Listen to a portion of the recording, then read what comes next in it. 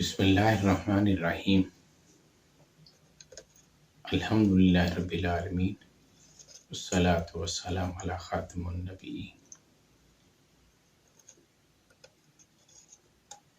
حضرت وائل بن حجر رضی اللہ عنہ سے روایت ہے، وہ فرماتے ہیں کہ نبی محتشم صلی اللہ علیہ وسلم نے آمین کو لمبا کر کے تلاوت فرمایا۔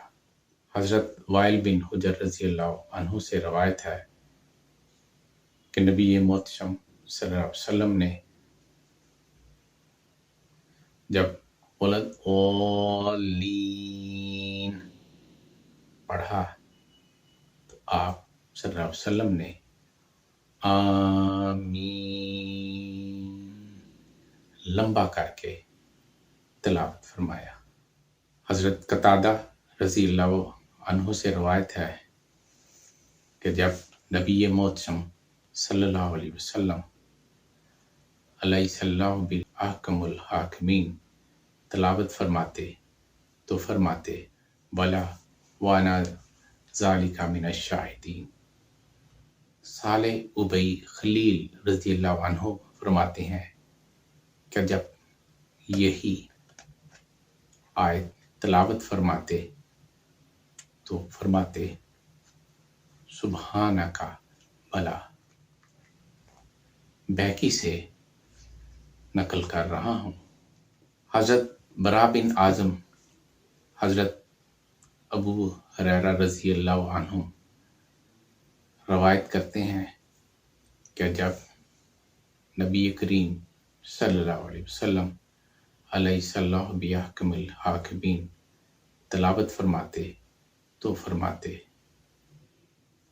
سبحانک ربی و بلا۔ ام المومنین حضرت عائشہ صدیقہ رضی اللہ عنہا فرماتی ہیں کہ نبی محتشم صلی اللہ علیہ وسلم ہر شب سورہ زمر اور سورہ بنی اسرائیل تلاوت فرمایا کرتے۔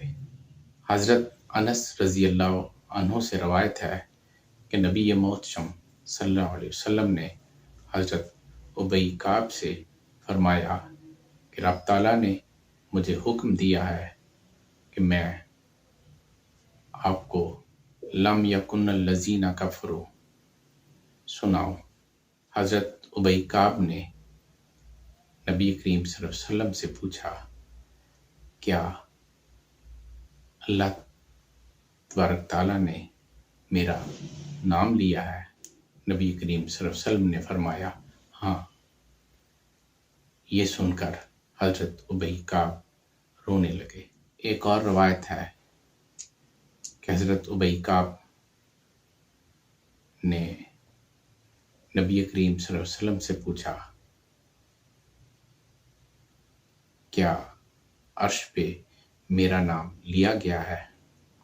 تو نبی محتشم صلی اللہ علیہ وسلم نے فرمایا ہاں، آپ کے نسب کے ساتھ ملائے اعلیٰ پر آپ کا نام لیا گیا ہے۔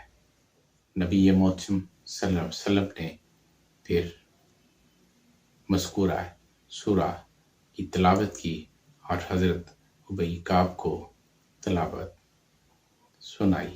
حضرت ابن عباس رضی اللہ عنہ سے روایت ہے کہ نبی کریم صلی اللہ علیہ وسلم جب سبح اسم ربک الاعلی تلاوت فرماتے تو فرماتے سبحان ربی الاعلی۔ ابو داؤد سے، طبرانی سے اور بخاری سے نقل کر رہا ہوں۔ وما توفیقی الا باللہ۔